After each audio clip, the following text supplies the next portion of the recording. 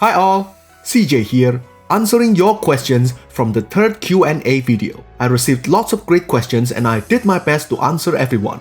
If I missed your question, then I apologize for that. Anyway, here are some of the best questions I received. Tape Legs asks, what are some common mistakes new dungeon masters should try to avoid? Alright Tape Legs, first of all, it depends on who you are playing with. If you are playing with very experienced players, then you're all good. Just tell them that you're a beginner DM and appreciate all the feedback they're going to give you at the end of the game. They will help you improve and point out your mistake. But even with the support of veteran players, it is still possible for you to make some very common mistakes such as correcting yourself too much. When you make minor ruling mistakes, or mistakes that are beneficial to your players, just go with it. Correct it at the end of the session, but if you made a significant mistake that negatively affects your players, like killing them in-game, then you should correct it immediately unless they are fine with it.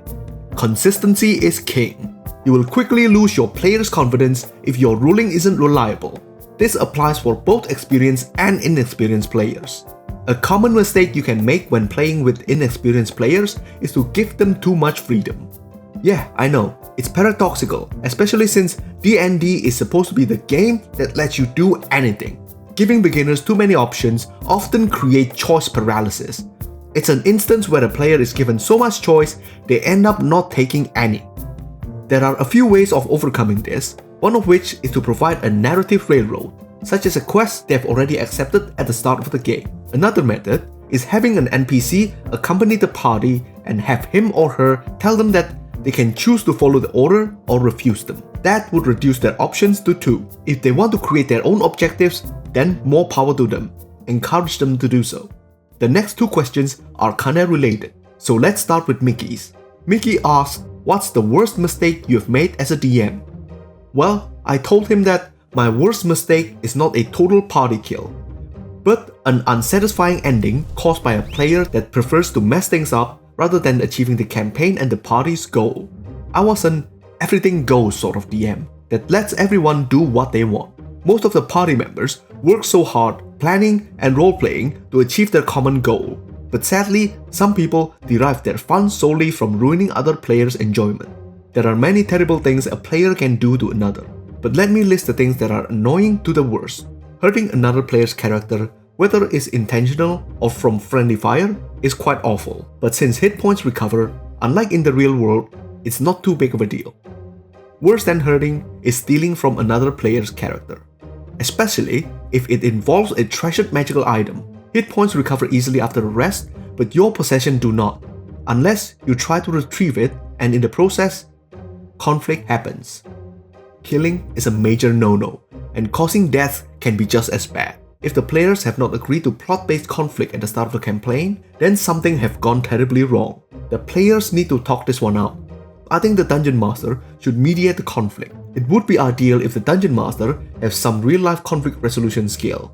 However, if you as the Dungeon Master don't have that kind of skill, maybe you should find a third-party mediator. The worst thing you can do to another player is to ruin their character's end goal.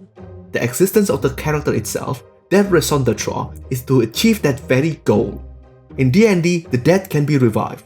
Even if revival is not an option in the setting, their next character could get their happy ending. Besides, the character could have died nowhere near achieving their objective, so it's not too much of a loss if you don't think you are going to achieve it anyway. But it is just utterly devastating to have your character's happy ending yanked out of them when it is within their reach.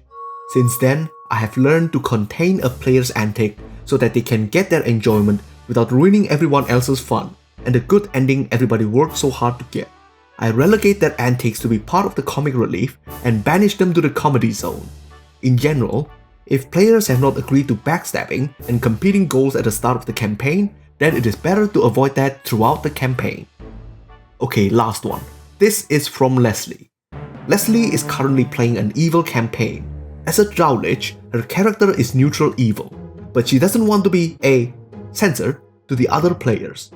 Well, Leslie, being evil does not mean that you have to be a jerk to other characters. You can easily find victims who are not your companion. And as a Drow Lich, I assume that your companions are at least equally powerful villains in their own right, so it makes sense that you would refrain from attacking them. Also, keeping the list of terrible things you can do to another player in mind, I think you can torture, murder and maim civilians as long as they are not important to the story. If you want to further isolate the repercussion of your fiendish acts, maybe you can even bring your own victim to torture, perhaps a drow family from your subjugated Underdark drow kingdom. Alright folks, that's the end of the video. If you like what you see, give the video a thumbs up and you can subscribe for more great content for the channel. By the way, before I sign off, let me ask you, what's the worst thing other players have done to you? And what's one thing you'd never want your dungeon masters or other players do to your character? So leave your answer in the comment section, and I'll see you in the next video. CJ, over and out.